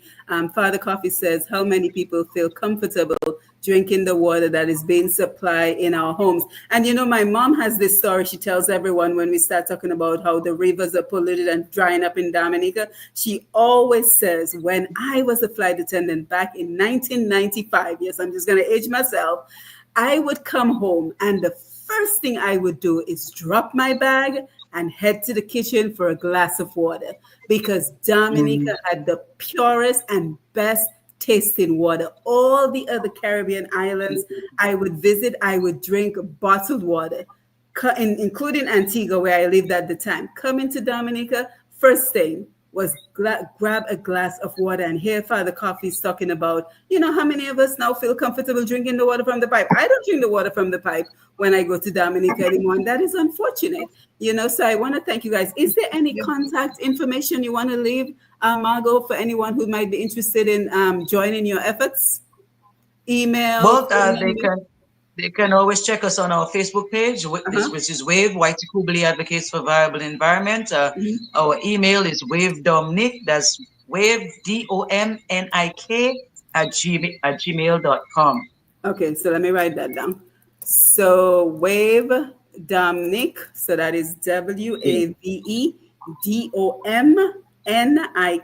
at gmail.com. So anyone who wants to get involved, they see the need, the urgency, I would encourage you to get in touch with WAVE. Well, I want to thank everyone for joining us, the CHS in the beginning, and Auntie and Margot for our second hour, everyone who joined us on Facebook, YouTube, and everyone who stayed up and listened during the program. We will continue to, be on this journey featuring the change makers in our society, those who are on the forefront, taking up the role of stewards of the certain aspects of our development in Dominica, whether we are talking about youth development, as we talked about in the first part of the program, or we're talking about the protection of the environment and our waters in Dominica. I want to thank everyone who's on the front line and everyone who continues to reach out to me, because that is what we talk about when we talk about strategic alliances for the sustainable development of Dominica. And by the way, Margot, I also want to thank you for getting me into Caribbean Stronger Caribbean, original organization where we're going to continue to do some more important work. So guys, thank you for being here.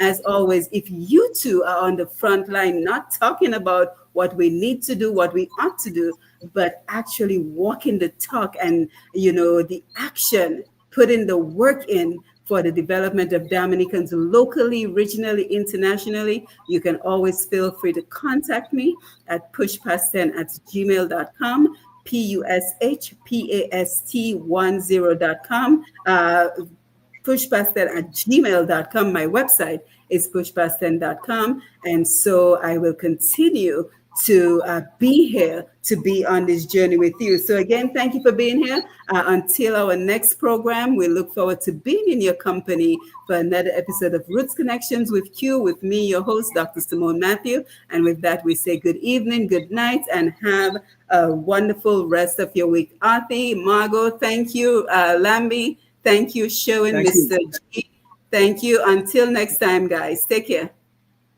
Okay. All right. Night, night. Thank you. Good night. Good Thank night. you. Bye-bye. Yep. All right.